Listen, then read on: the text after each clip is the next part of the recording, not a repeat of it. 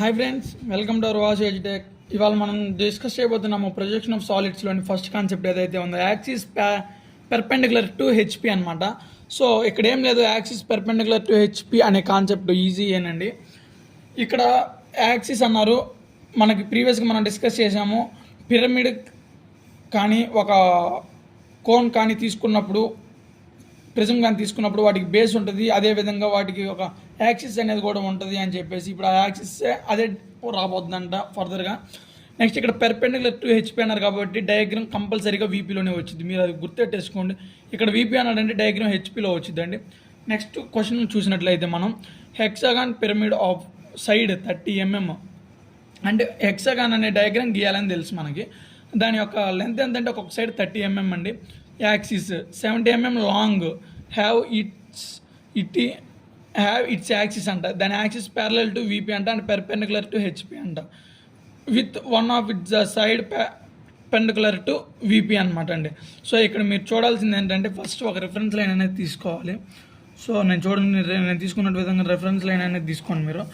మీకు తెలిసిన విషయమే, దీన్ని హెచ్పి అంటాం, పైన కింద వీపీ. మీరు ప్రధానికి ప్రొజెక్షన్ అనేది పెట్టుకోండి, లేదంటే మీరు చాలా కన్ఫ్యూజ్ అయిపోతారండి. హెచ్పి అంటే హారిజాంటల్ ప్లేన్, వీపీ అంటే వెర్టికల్ ప్లేన్ అనమాట.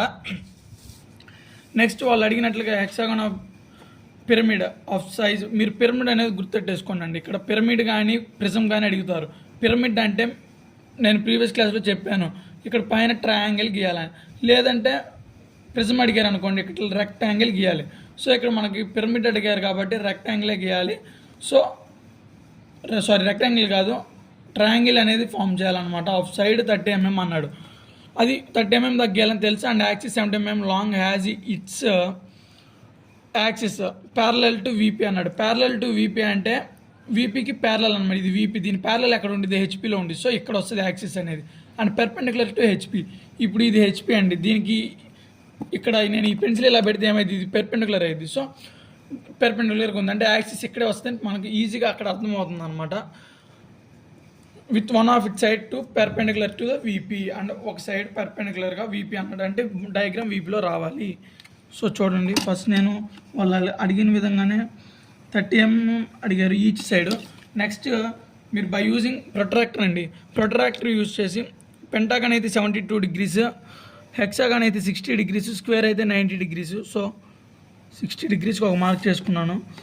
నెక్స్ట్ నేను స్కేల్ పెట్టేసి మళ్ళీ 3 cm అంటే 30 mm ఎక్స్టెండ్ చేసుకుంటాను అనమాట. అలా మొత్తం హెక్సాగాన్ కూడా చేస్తాను. ఇలా 60 degrees యాంగిల్ తోటి యూజింగ్ 30 mm లైన్ యూజ్ చేసామంటే మనకు ఒక హెక్సాగాన్ అనేది వస్తుందండి. ఆ హెక్సాగాన్ ఇప్పుడు నేమింగ్ ఇవ్వండి, ABCDEF అని చెప్పేసి. నెక్స్ట్ ఈ కార్నర్స్ ఏవైతే ఉన్నాయో లోపల ఇవన్నీ కూడా ఇలా జాయిన్ చేయండి, నేను చూపించిన విధంగా. ఇలా మధ్యలో వచ్చిందాన్ని O అనేసి వేసుకోండి. నెక్స్ట్ ఈ డయాగ్రామ్ ఏదైతే ఉందో దీని లైన్స్ అనేవి మనం ఇక్కడ దాకా ఎక్స్టెండ్ చేసుకుందాము. సో ఇలా ఎక్స్టెండ్ చేయండి. ఇప్పుడు మనకి ఇక్కడ వాళ్ళు పిరమిడ్ అడిగారా, ప్రిజం అడిగారా, అది మనం ఇక్కడ ప్రొజెక్ట్ చేయాలన్నమాట. ఇప్పుడు మనకు తెలిసిన విషయమే, ఇక్కడ A', B', ఎందుకంటే వీపీలో ఉన్నాయని నార్మల్ నోటేషన్ ఇస్తాము, హెచ్పిలో ఉన్న వాటి అన్నిటికీ డాష్లతో ఇంక్లూడ్ చేస్తాం, ఎందుకంటే మనకు కన్ఫ్యూజన్ లేకుండా అని చెప్పేసి. Next C', F', D', E'. ఇలా అయిపోయాక ఒక బేస్ తీసుకుంటాం అనమాట. దీన్ని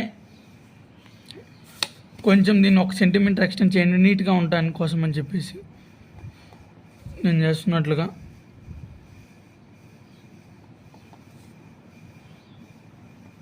ఇలా చేశాక దీన్ని ఒక బేస్ లైన్ తీసేసుకోండి ఇక్కడ నుంచి ఇక్కడికి. మీరు ఈ బేస్ లైన్ అనేది తీసుకున్నాక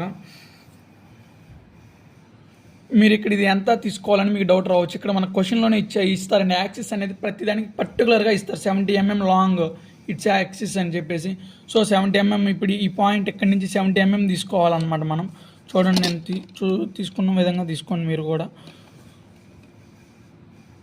ఇక్కడ నుంచి 70 mm అనమాట. సో మనకు కొంచెం క్వశ్చన్లో టచ్ అయింది, అర్థం చేసుకోండి ఫ్రెండ్స్.